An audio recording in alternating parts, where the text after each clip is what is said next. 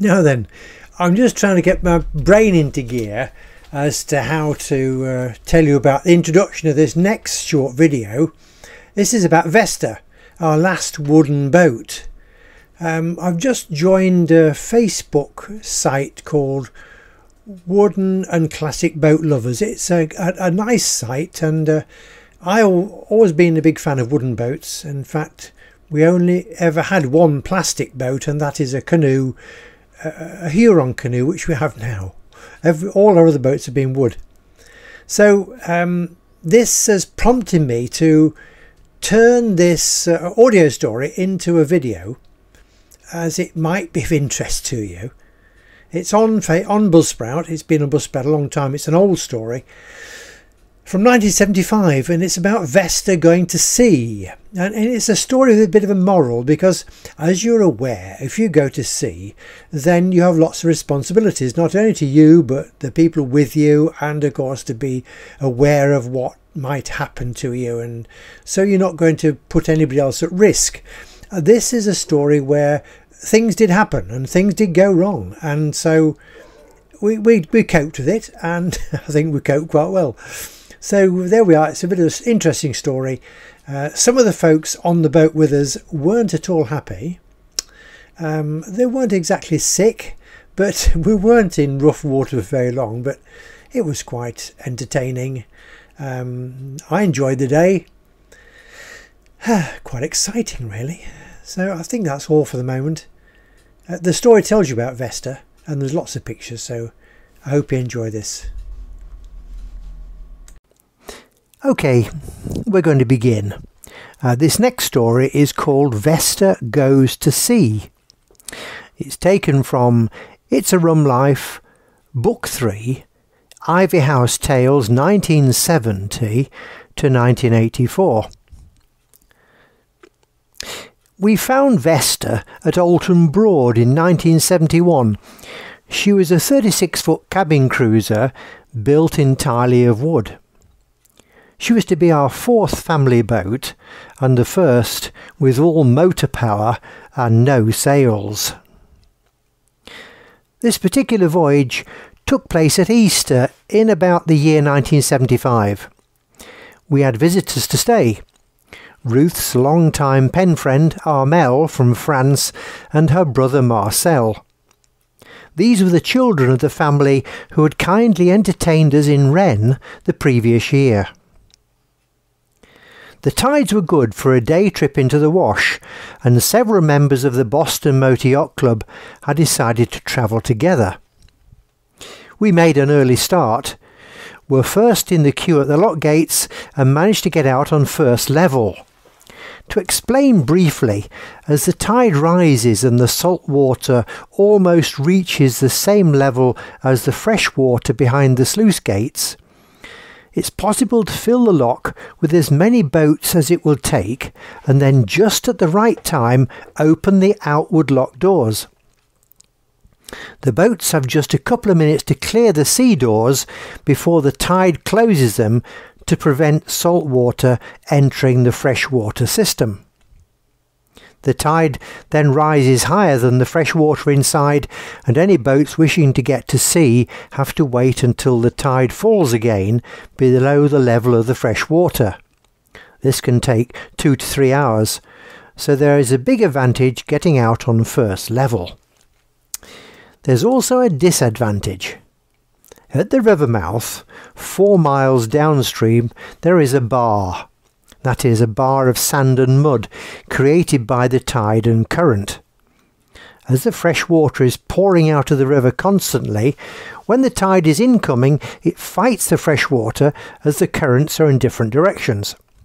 This causes a silt in the fresh water to be deposited in a bar, and it also creates a rough area of water with cross currents. If there is a spring tide, that is when the moon is strong and there is more water incoming, then this area can be very rough and lumpy with large waves. Vesta had powered strongly downriver, and the tide was still incoming over the bar. There was also a strong wind against the tide. There were short waves by now, about 3 or 4 feet in height, and turbulence over an area of about 400 yards. Vesta had a centre cockpit, that is, the steering position was about halfway down the boat, with a full-width wheelhouse. Being a decent day, we had removed the wheelhouse roof on the downriver trip, and now the turbulence was causing the boat to pitch fore and aft. As the bow dived into the waves, long sheets of seawater flew over the hull and wheelhouse, but we knew it would not be for long. The passengers were not so sure. The flying spray and heavy excessive movements of the boat began to make some feel decidedly unhappy. To add to the atmosphere, just at what seemed to be the worst of the action, we lost propulsion.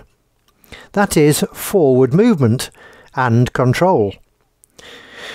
This really made the sea throw us in all directions, and I had to change gear from forward to reverse several times before I could get any response from the propeller. We had something fouling our prop. About quarter speed was all I could manage, and I knew that could not be maintained, as whatever was down there would not just go away, but could get badly entangled and cause serious damage. We had to find a safe place to anchor and sort out the problem quickly. Fortunately, just beyond the bar at the river mouth is an old anchorage for the ancient pilot cutter that was used when pilots used sailing boats. They had an old hulk moored in a natural harbour between the mud banks, where they slept while on duty and waited for their clients. Our chart told us that as soon as the tide began to fall, this area would form a natural bay between the mud banks, and we could sit at anchor quietly. I needed this so that I could access the trap over the propeller. The trap was a wooden box located inside the hull, in the stern, and about 2 feet high. This meant that water coming up inside came only up to the same level as the water outside the hull. Water would not come pouring into the boat unless the boat was pitching and rolling. Then it would slop over the sides of the box. This box had a watertight lid held in place with strong clamps. On the Norfolk Broads, a foul propeller was not unusual, so this easy access was necessary. Seagoing boats do not normally have this arrangement due to the risk of accidental flooding. But for us it was crucial, as the only alternative was to dive overboard and swim under the boat with a knife or saw. The grey, cold North Sea at Easter was not the most pleasant place to swim. After a couple of hours and several cups of coffee, we could access the hatch, and as I was head down sorting the problem, our friends who had departed the town on the second level were cruising past. It was a very large plastic fertiliser sack, cut open and wound around the propeller. It would never have come off on its own, and would eventually have locked up the propeller drive completely. Using a bread knife that gave me a long reach and a serrated blade, it took me almost an hour to clear the debris. A salutary lesson to be prepared regarding emergencies at sea, even though we were only a mile or so from shore. Those seamanship courses run by the club prepared us well and ensured that we had all the necessary equipment on board. All secured once again, we could move out of our temporary haven and join the rest of the club in the centre of the wash, as the tide fell away to reveal huge areas of golden sand. Seals were now playing around the boats, and with the sun gleaming it was another world. After a few hours, we decided to head back to the river mouth to get over the bar and access the lock gates at first level in the evening. For those of you with boating knowledge, Vesta-class boats were built by Landemores of Wroxham over a period beginning in the late 1930s. Our Vesta had been built in the 1950s. She was carvel built of mahogany on oak.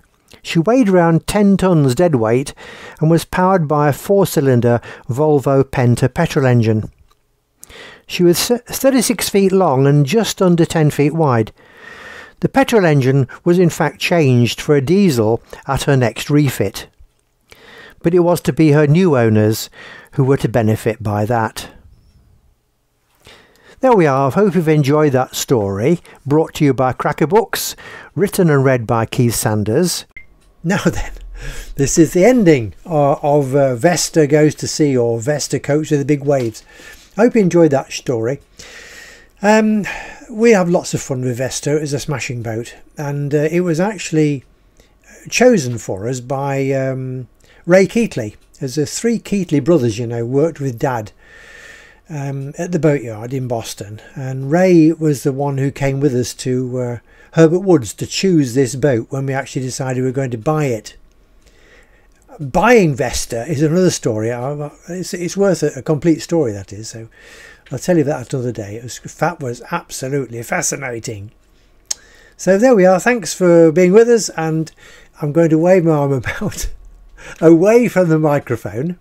If you enjoyed it, please give us a like, and please consider subscribing to the channel, and then YouTube let you know when there's anything else new coming up. I'm afraid there's lots more stories to do like this, and I hope that I am able to do it. I love doing them. I hope you like watching them.